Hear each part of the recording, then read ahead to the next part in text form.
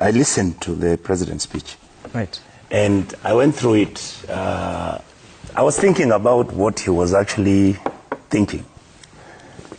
And my interpretation was that I feel that what the president was doing was preempting any questions about why we have either not achieved the targets that were supposed to have been achieved with the 2030 vision, or he was preparing a soft landing for himself on what is supposed to be done, because what was supposed to have been done has failed. And to be honest with you, 2030 was actually an interesting vision. Why? Because 2008 is when, you remember, we had this challenge or this problem of the post-election violence, and whether it was purely coincidental or not, there was a need for Kenya to pick a new trajectory.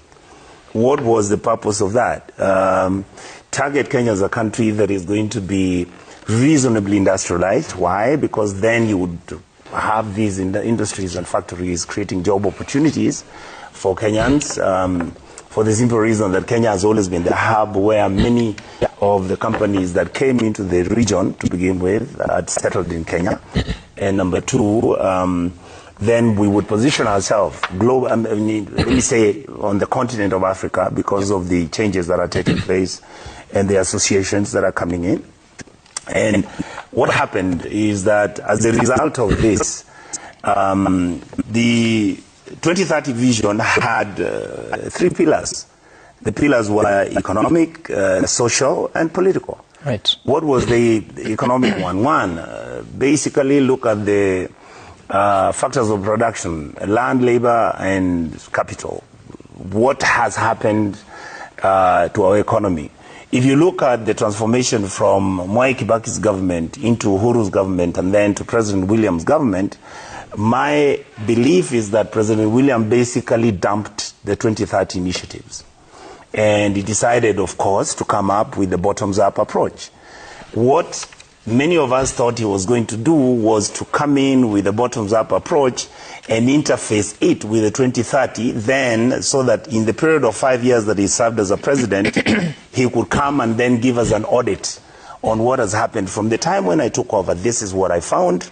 Our debts were this. We were managing economic development and growth in such a manner. The macro and micro issues which were managing the economy have basically been managed this way. I expected the president to say, for example, to mention that our economic growth has been this. During Kibaki's time, it was this. During Uhuru's time, it was this. And during my time, it is this.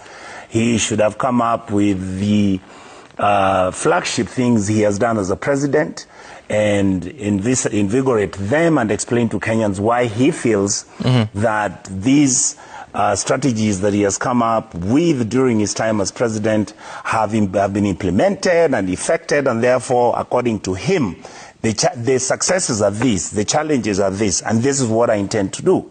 Now, the problem, and then you come with the social pillar.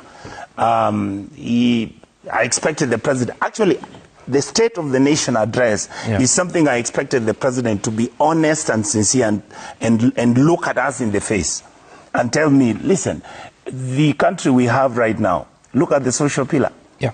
We have got 60% of the population being of young people. These young people are educated, they have no jobs.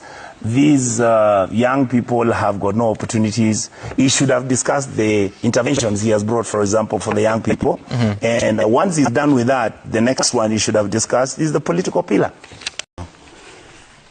I'm a worried man. Yeah.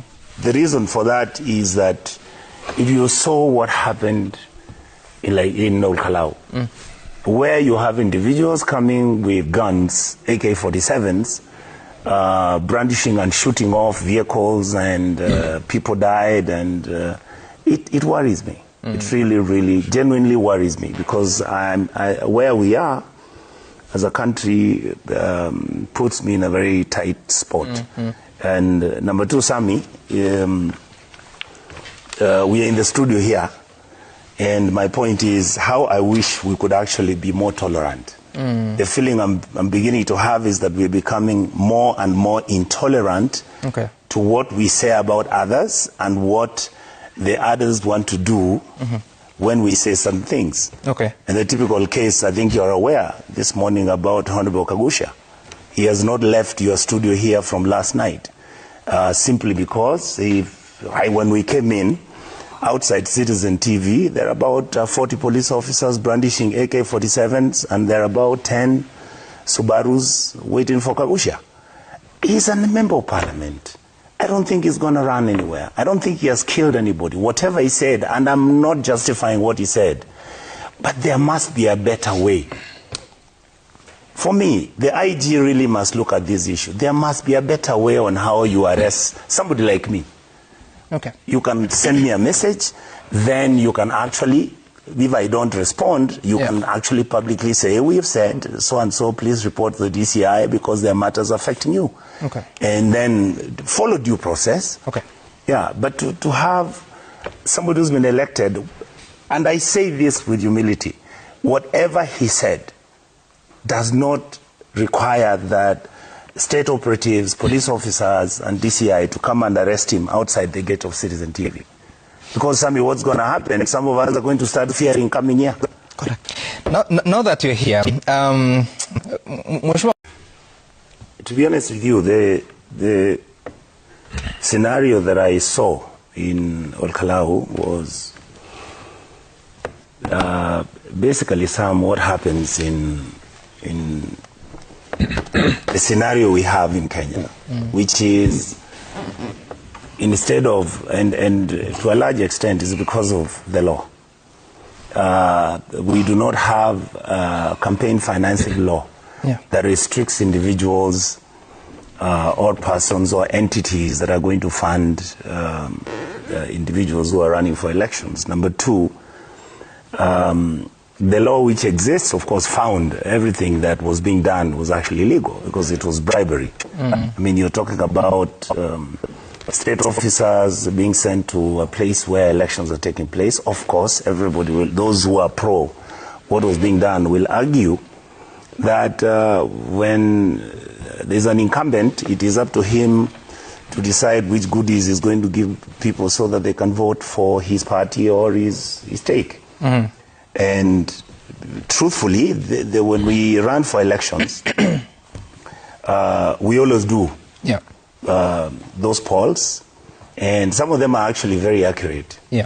But some, like my brother has said, depending on who those polls have been done for, they will mislead you and they will misguide you.